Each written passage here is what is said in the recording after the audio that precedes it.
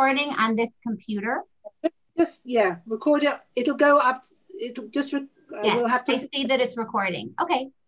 Okay, so make it record. Okay, it's recording. You'll tell me what to do next after. Fine. No Hi, problem. Elana.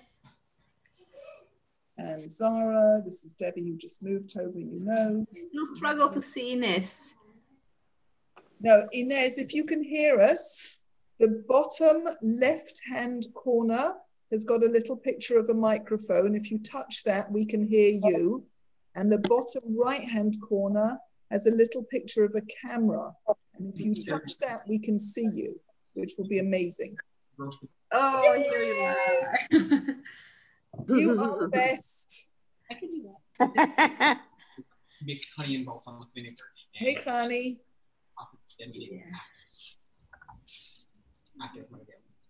And hi, Sharon. Good turnout. Obviously, clutter clearing is something people want to do. We'd rather listen to Elana than declutter. Anyway, for the next 45 minutes or so, we'll do that together, and then you can get to your decluttering. May have to leave early because no problem. I have to babysit. Okay, so Elana, do you want to start? Absolutely. Okay. Hi, everybody. Chanukah Sameach. Hi. Thank you for joining me, and thank you for inviting me. And thank you to all the people behind the scenes who make this initiative happen. It's really nice. It's a way to bring people together right now, which is super nice. So I think we're here to talk about organizing our homes. That's something I know a little bit about, so I'm happy to share with you, but I'm also really happy for you guys to share with me any new ideas, tips and tricks, best practices that you have. So I guess everybody, we can try to leave it that unmute yourself and pop in if that's working for you. You can also put something in the chat, although I don't know how many things I can keep track of. So I'll see if I can have a look at the chat as well throughout. I'm also still letting some people in here for a minute. Okay, so thank you again, and let's get started. So this is what I have in mind for today. I obviously have in mind for today to give you some really practical tips, some of my best practices when it comes to organizing, and to take you through a 4-step process of how to clear the clutter, reclaim our space, and find the joy in living in an uncluttered environment, which is, I think, what all of us hope to do. I'm going to skip any introductions about how I got into what I do. And certainly people, I need to admit people if I'm the host. Okay, sorry. If you want me to co-host, and then I'll watch the people coming in. Whatever is great. Whatever makes it easier for you. I think we're probably getting to, most people are probably in already. People will come still, usually. Oh, okay. Usually I wasn't here for 2 months, but before. Okay. Oops, 1 second. I lost actually my ability to see you guys. Okay, there we go. Okay, so let's get started. I'm going to share my screen with you because I have some slides which I hope will be helpful to you all. So let's just see. Somehow I've lost my ability to see sharing slides. Sorry, guys. Okay, here we go. Do you all see my screen now of shared slides? Yes. Yes? Okay, great. Yes. Terrific. Okay, still admitting people, you're right. Okay, so here we go. I'm gonna ask you. Let Zara do it so you don't have to bother. Okay, do I need to ask? Hi. Okay. Okay, so I'm sorry about the logistics there for a minute. Okay, so I'm going to ask you all to take a minute to visualize when I ask you, what does a life free of clutter mean to you? Sit here. Okay. I'm eating. So noodles with salmon and vegetables. Okay, so when I ask you that question, feel free to chime in and answer. Notice I didn't say what does a room or a closet feel like? What do you see? I asked what do you see or what does it feel like to have a life free of clutter? Anybody want to answer that? Calm. Heidi? It feels calm. Organized. Relaxing. Liberating. Okay. These are all positive feelings, right? And they're associated with emotion. It's not just about having empty space or less stuff around you. But the fact is that when we have less stuff around us, then we are freeing ourselves of clutter, both physically and mentally. And they're both very directly connected. Agreed? Yeah. Okay. Yes. Fine. So with that in mind, what I want to do is take you guys through a very practical 4-step process, okay, of decluttering. But I would not be giving you an honest approach if I didn't address the emotion and the moments when we get stuck and unable to either even get started on the process or certainly stay motivated through the process. Because I am sure if I asked for everybody to raise their hands, which I won't do to you, that you would very quickly see that we often can't get started because we're stuck. And even when we get started, we don't persevere through the process. So we feel like we've worked hard, but somehow we don't feel the change, okay? So, excuse me. So with that in mind, I know a lot of you have heard me talk about the Marie Kondo, the KonMari method, and a lot of you are familiar with that. And so she's very well known, and a number of years ago when she first shared her method, she shared the idea of that we should surround ourselves with things that spark joy, that make us happy. But the end goal here for all of us really is to be in a calm, happy, pleasant environment. She's not the only one out there, by the way. For those of you who like reading up on this stuff, who might have read the KonMari method, there's a few others. There's a British woman who calls herself Mrs. Hinch, who has millions and millions of followers. Are you familiar with that?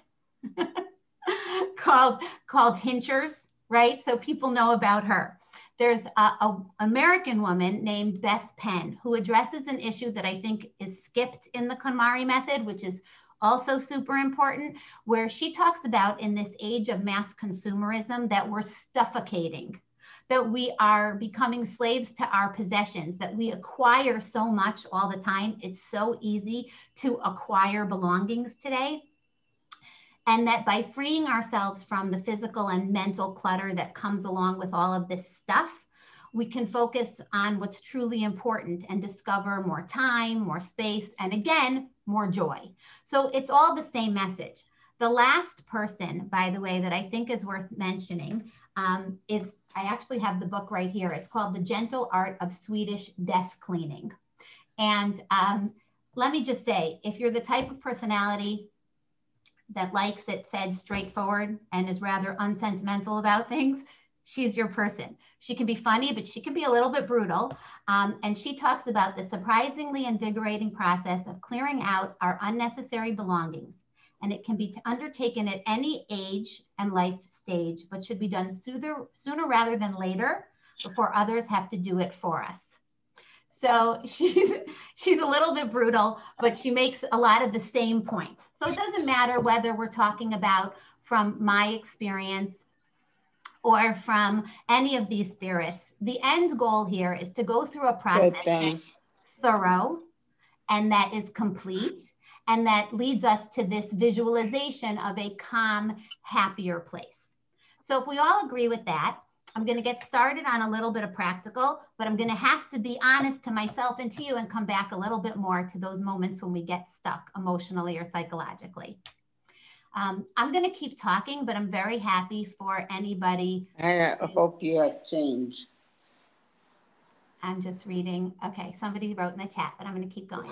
Okay, so here we are for step one. Step one is where we get started. And we always have to make a decision. Often I ask it at the group, but this is now turning out to be a large group. So I'm going to maybe ask a fewer questions and leave questions for the end, if that's okay. That we get started by gathering all items of a given category. Next week. Zara, put everyone on mute, please. Okay. Okay. So we gather all items of a given category into one place at one time. Now, we always have to make a decision. Are we decluttering by location? I'm going to declutter this closet, declutter this room, right? Or are we decluttering by category? Whenever possible, for the job to be more thorough, it's definitely better to declutter by category. Why? Because when we have all like items together in one place at one time, we're better able to assess just how much we have, just how many we own, and just which ones we like better or like less. I admit to you that when I did this the first time and I actually took everything out, which takes a lot of energy, so I understand that that's a lot to ask. But when you're working, best practice for sure is when you gather like items of a category to one place at one time, and you are working with empty space that you then put things back into, there's no question that you will declutter more, that you will get rid of less. There's been a ton of research about this, and it's certainly been the case from my experience. I will tell you, when you take everything out, and let's say you take of a category, so you take out all your tops, right? I admit to you that when I took out all my tops, and I know my sister-in-law is here and she's gonna laugh, but I had 17 white blouses. Nobody needs 17 white blouses. Even a professional organizer who has been known at times to be somewhat of a minimalist, she should not have 17 white blouses. I hated most of them, by the way, and hadn't worn them. So it's remarkable how many similar things we're attracted to and how we replace those things that we love the most and don't need them. Yeah. That's a better, more direct way to go. When you take everything out and you are putting things back in, you will declutter more. It's just the way it works, okay? And you're more inclined to get rid of than when you take things out one at a time. Okay. The second step after you've gotten started because you have all of your belongings together in the same place at the same time is the step of sorting. This is the hard part. This is the part I'm going to spend the most time on because it's the part where we get stuck emotionally, psychologically, and it's the part where you need to persevere, and it's the part that's exhausting, okay? But here's where we have to have a paradigm shift. When you're working with an empty closet and you're deciding what to put back in, you're also deciding what to keep.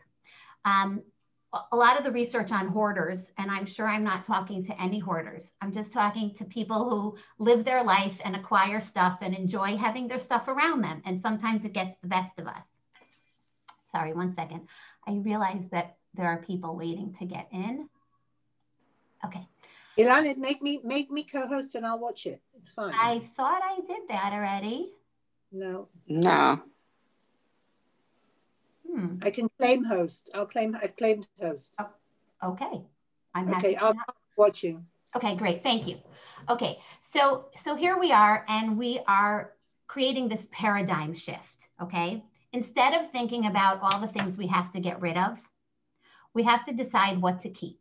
The notion of keeping only those things that bring us joy, which comes back from all of the theorists and is certainly a big part of the Japanese method, right?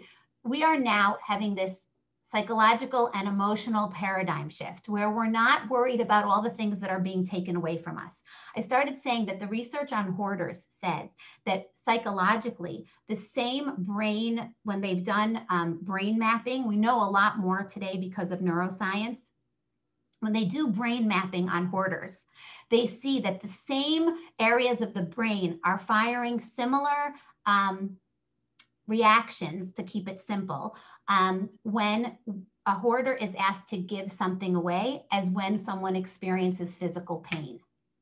So it is really can be extremely traumatic to people. But when we change that psychological and emotional approach to the idea of you are getting to keep all the things you really love and put back all the things that you really love, instead of like holding on to that old disgusting sweatshirt because it's painful for you to give it away, it really can change the whole experience. And for those people in this group that do this with children or with grandchildren, it's unbelievable the difference that it makes to a child to rebuild and put back in all their things. You empty out the drawer of their, projects, and you say, put back in the ones you really love, as opposed to which ones are you going to throw out today? If you give me one, I'll give you one.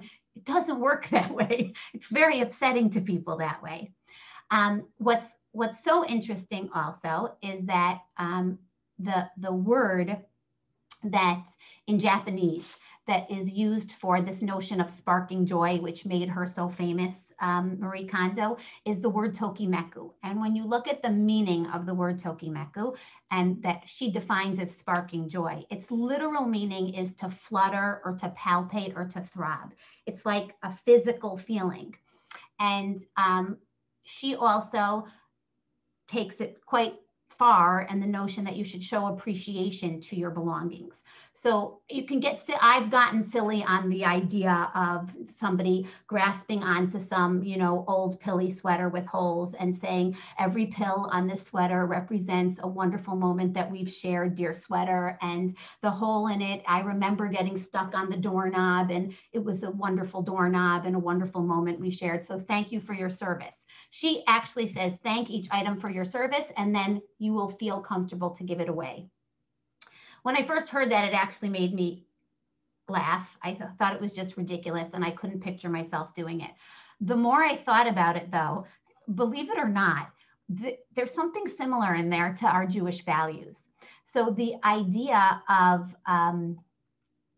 feeling comfortable appreciating and loving things that are materialistic would seem counterintuitive to our Jewish values.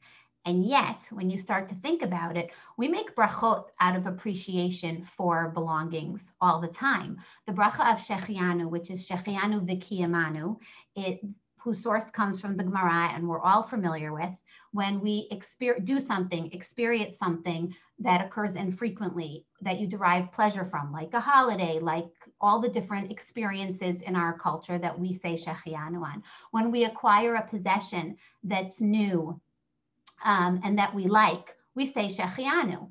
And that it's a very interesting thing to think about, the idea that it is in some way kiyamanu, life-affirming to us, to have and appreciate our belongings. There's the bracha of hatov v'hametiv, when others derive or we share pleasure with another person, a good bottle of wine. In the Mishnah Berurah, it says that we should make a bracha on something, lev ha'adam sameach bahem. The choice of the word lev, heart, is very reminiscent of this idea of it being something physical that we experience. And it implies that these material things make a person happy, and that we should make a bracha and appreciate our belongings. And that in some ways, because of the word lev, it's life affirming.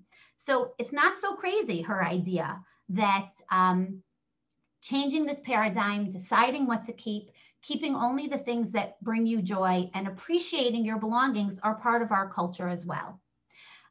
And so the sorting process is where we get stuck. And from a psychological point of view, I don't know how many of you are familiar with positive psychology. I'm a big fan, but this is not a lecture on positive psychology. Tal Ben-Shahar, if you're familiar with him, he's a lecturer at Harvard and here at IDC. And he did studies where he asked parents, what do you want from your children? And for your children. And every parent, if I were going to ask you guys, but again, we're a giant group, so I'm not going to ask, you would all answer, I am sure. I want them to be happy. I want them to be content. I want them to be successful in whatever way they determine success, or sometimes in the way we want them to be successful, if we're being honest. I want them to be content. I want them to be healthy. All of these very positive things is what we want from our children. And he then worked hard to incorporate the science of happiness into the education system. When we think about using positive psychology in everyday life, we realize that deciding what to keep is very much in sync with positive psychology. Traditional psychology was to focus on what's wrong, on what to change or get rid of in our lives. Positive psychology is a different approach, very much in sync with this change in paradigm I'm talking about to get yourselves unstuck, which is what is going right, and focusing on what to keep in our lives is very much in sync with this notion that we now, and the approach that we now clearly all share after all of everything I've just said when we go through the sorting process. So now I know you're desperate for me to get more practical again, and I'm going to. I think I'm done with all the backup, but I think it's really necessary, and it's where we get stuck. Okay, if I asked you guys, why do we keep the things we don't use? Does anybody want to take a moment to unmute and share? Because you might need them again in the future. Anything you give away, invariably the next day you say, where is my widget? The next day or 10 years later, but somehow, someday it comes up again. Okay, anybody else? Sentimentality. Definitely. I feel an emotional connection to it. Elana, I have to tell you that we downsized like radically. And I thought I would miss all those things because we had to do it very quickly. And I have to say it is very freeing. I was shocked by it. I didn't think about it during the process enough, for sure. Mm-hmm. But that's probably good, because if you thought a lot about it, you might not have done it as good of a job. For sure. It was like chaos, but it was... Lahavdil. A lot of you knew me back then. Soon after we moved to Israel and we built our home, we experienced a house fire. And we lost a lot of our possessions in that house fire. And yes, it was traumatic.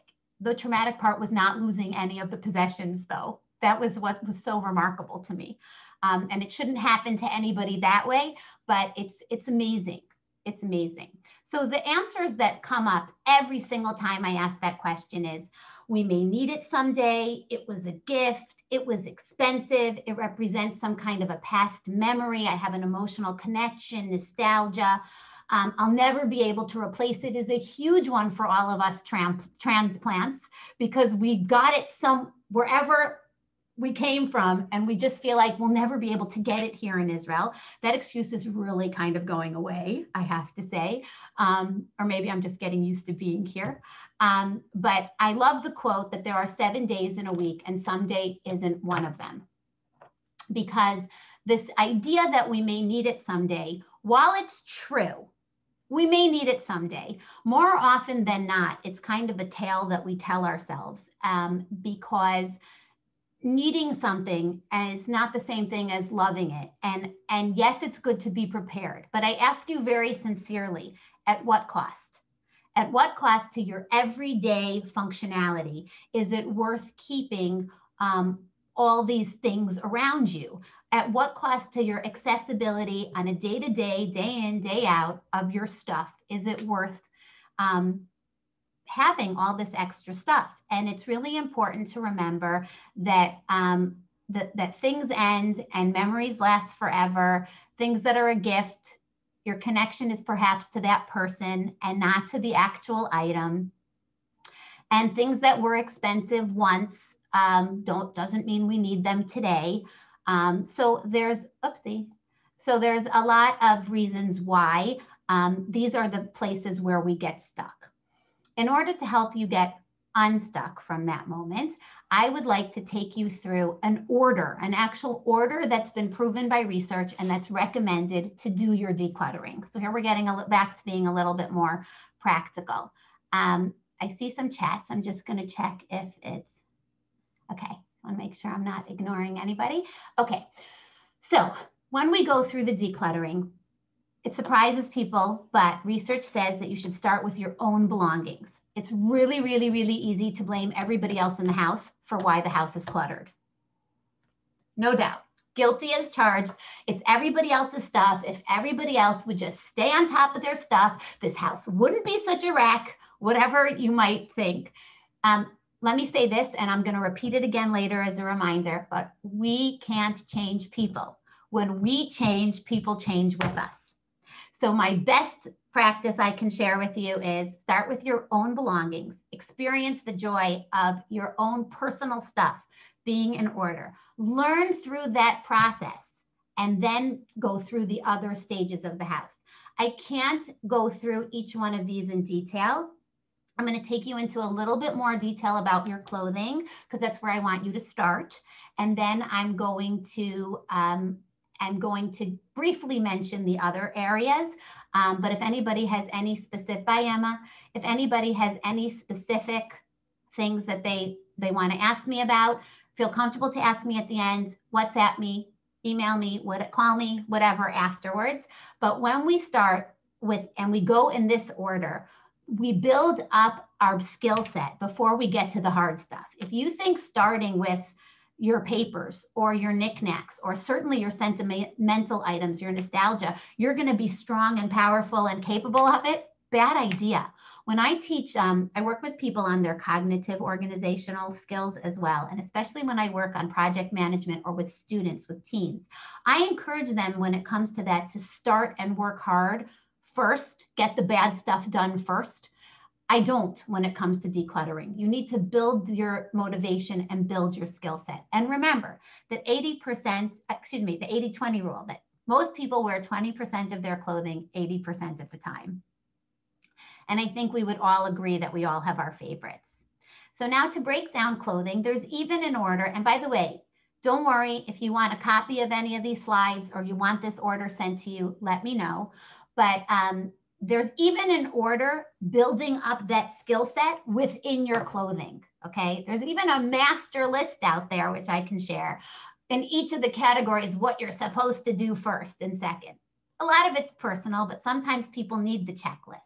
When it comes to the checklist of clothing, imagine for yourself that you take out all of your tops, you find 17 white blouses, at the same time in one place, that's the category, and you sort through it, and you are putting it back into empty space, as we said.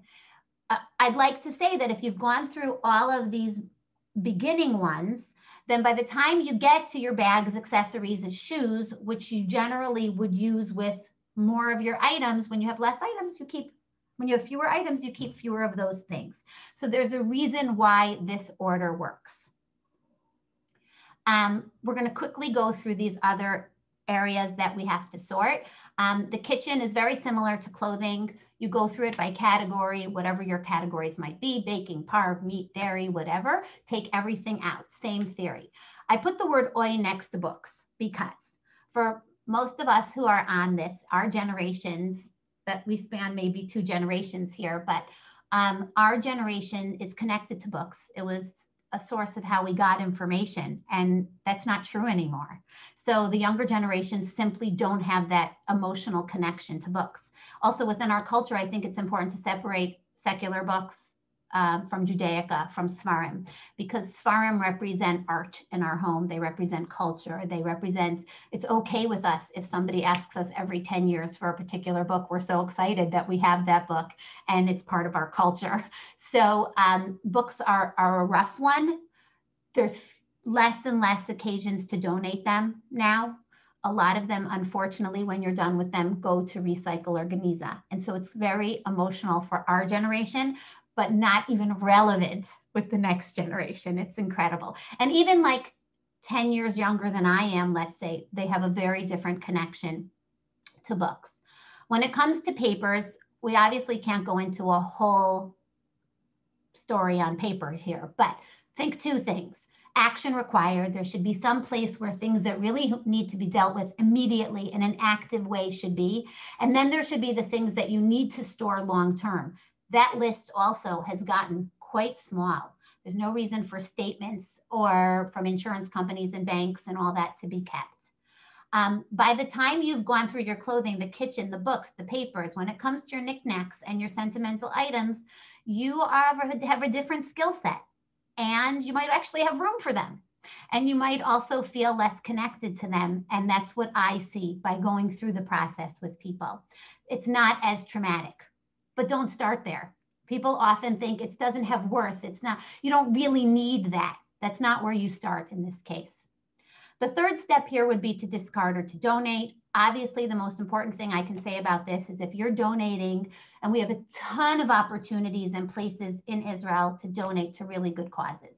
And when you feel good about the cause that you're donating to, it makes it easier. And it's part of this positive psychology approach in our lives, that we're giving something away, but we're giving something away that will be used and valued somewhere else. And I repeat the message that I said before, because it always seems like everybody has a great idea of what the other person in the family should be giving away and parting from. We can't make people change, but when we change, people change with us. Okay. The last step is how you store your things. And so these are just a few cute ideas and helpful ideas that I think people like very much. Some of you have learned about them from me before, in particular your scarf. It's always, everybody loves to fold their scarves after they've been to a workshop with me. But ideally there should be a single space, a single location for each category. So in your dreams, we can all, and some of us can go back to housing in previous lives where there were big linen closets in the hallway and a giant coat closet next to the front door, but that doesn't exist for us, right? I actually just mentioned earlier that I just came back from the States, and I actually found myself standing in a walk-in linen closet in my sister-in-law's house, and it's a very standard house. There's nothing fancy about it. And I just stood there and like looked around, and she caught me and I said, I just want to have a linen closet. So it would ideally be that every category has only one location in the house, and then life gets in the way. But if ideally that would be your goal. Keeping your storage simple is hugely important. I want to start with the idea that your goal is to make everything easy to put away, not easy to take out. But if it's easy, when you want something, you'll work hard to get it. But if it's easy to put away, it's also easy to take out. And if it's easy to put away, the little people and even our lazy selves will actually put it away when it's easy. So I am not somebody who encourages fancy storage systems. I do believe that certain things are best stored in boxes or in containers of some kind, especially because the closets here in Israel have that depth that the back half can be not properly used. Very often, if you have a front bin and a back bin, or at least a pile in the back and a bin in front, it can be very helpful. Being able to take a bin down and out, use whatever you need and put it back is very helpful, keeps the shelves tidy. And especially with younger children, even if the school uniform shirts are a big mumble jumble mess in a bin, it's better than a mumble jumble mess on the shelf mixed with everything else. The vertical folding, which I have in this picture here, which is one that a lot of you guys really like, definitely saves space, definitely makes things easy to see and access, and is something that surprisingly the kids can learn to do and maintain. And every now and then you got to refold them for them, but they take things out because they can see which ones they want in a much more efficient way. Okay, so a few more ideas on this last step before I open up to questions. Just visually, when we hang things up, this we got from retail marketing ideas, and you'll see it in stores if you pay attention. Things are always should be hung up and to the right, meaning from dark to light, some people do, or lower on the left and higher on the right. When you do that and you set that precedence in the closets, especially with your kids, they naturally put things away when the shorter things, the skirts and the shirts on the most simplistic level on the right side, they find things quicker and they're more inclined to put things away with some semblance of order. It is a very simple technique that works. And another nice idea, just as not 100% connected to storage, but that really is kind of fun and works really well with kids, is when you turn all the hangers backwards in the closet. So when somebody needs to take something out that they're going to wear, they use it, put it back in the right direction. You can see after whatever period of time it is, it's often recommended a year, that the hangers that never got turned around are the things you should really focus on. Wait, all the seasons have passed, and do I really want this, need this? So it's a nice trick, and it's a game that works well with kids, especially the teenagers. So we've now gone through all 4 stages. As a quick review, the idea is to create order by category, ideally not by location, to gather all like items into one location. The second step would be to sort and keep only the things that you love. That's where we most often get stuck, and it's hard to stay motivated. And that's why we talked through the psychological and emotional issues associated with that. Keep in mind that someday may never come, and that the cost of keeping things may outweigh the benefit. When you go through the sorting process, leave the harder categories for later. Discard and donate to places that you love and that make you feel happy to donate to them. We ourselves here in Ra'anana have the brainchild, Haboidam, of Ellie Letterman, with a drop-off point in town, which is a really wonderful place among many others, but I always like to give him a shout out. If you have specific things you'd like to donate, you can reach out to me and I can make suggestions. And the last step is to store things simply so that they're easy to see and easy to get to, and pleasing to the eye, and most importantly, easy to put away. And the last thing I just want to say is that, you know, happiness and joy doesn't come from having more stuff, from having more belongings. But it's from real happiness comes from good relationships and meaningful jobs and pursuing intellectual, social, and spiritual experiences, which we like this, and that we can share with the community. And I'm now going to yield to questions. I hope you guys enjoyed. I'm going to stop sharing the slides. Thank you, Elana. I've asked everybody to unmute, so if you would like to unmute yourselves and ask Elana any questions. Are there any questions? That was fantastic. Thank you. Thank you. Yeah, that was great. That was great. It was great. It was great, Elana. I'm just looking at all my 17 white shirts up here. Which one should I get? By the way, notice I wouldn't even be able to sit here and admit how many black bottoms exist in my life.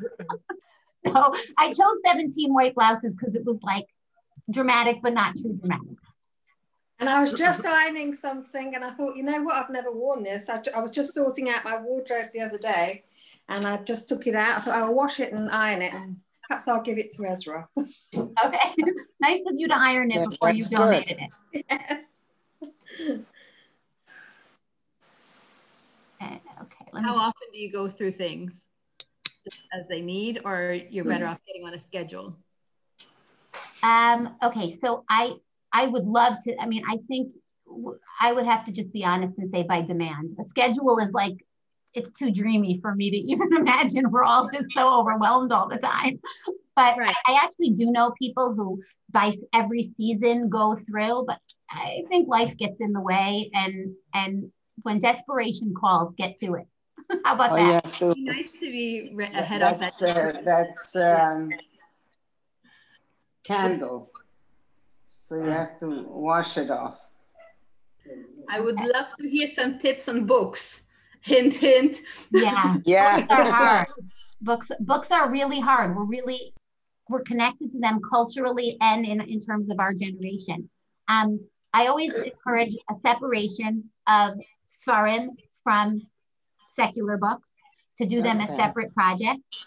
And to, when you go through the secular books, really only keep the really all-star ones that you love or that you feel are you really gonna either read again or highly recommend to somebody else. We get stuck because when we Anglos get an English book, we feel like we can't possibly just discard it because somebody's definitely gonna want to borrow it. Like it's just, we're so connected to it, which you know is complicated. I've taken people through decluttering and minimizing Sfarim. It's a hard process. I will tell you that with my own family, I started with for every occasion, thank God that our kids celebrate, they get a pocket Tanakh, right? And so I realized that there were tens of Tanachim in my house. And like, I'd like to believe that we're all using one all the time, but that doesn't require tens of them. And so I quickly put them all on the dining room table and called all the kids into the room. And each one kind of chose one, somebody chose a second. And then I was staring at 13 that I could give away. And unfortunately then, who wants them? That's the problem. So they ended up in Geniza, which was like a hard thing to do. Nice, thank you. I think one of the problems with books is that not even the library will take them. It's And hard. and we brought, as like you said, our culture doesn't like us throwing away books. And when nobody wants them, it's a big crisis. Right. Absolutely. Especially when you do a downsize. Like I helped my parents recently downsize from the home I grew up in. And there were cases of books that had been acquired, and there really wasn't much of a place to give them. My sister-in-law is on here, and when my father passed away, he was very connected. He was an artist and very connected to art. And luckily for me, she wanted all the art books, although I think her family was going to kill me for that because that meant that she got a new collection. But it's very hard to find somebody who wants books. Very hard. Ezra will only take from us up to a certain date. They won't take them if they're very old, even Ezra. Right. It's hard. Even there Ezra, are really? a few options. There are a few options, but unfortunately, those options are getting fewer and fewer with time. Okay. Please feel free to reach out to me with any questions. Right here on the bottom, I have my email address and my phone number. I have a website which has pictures and tips and tricks if you're interested. And thank you for coming. Thank you for being here. Very useful. Excellent. And now we know what to do with the rest of our time during Hanukkah when there's nowhere to go and it's raining, because we're all going to be tidying our houses now. Excellent. Thank you very, very much, Ilana. Thank you. Thank you. That was very interesting. Thank you. Thank you. Bye. Thank you. Thank you. See everyone. Bye. Bye. Hanukkah Sameach, everyone. Hanukkah Hanukkah Sameach.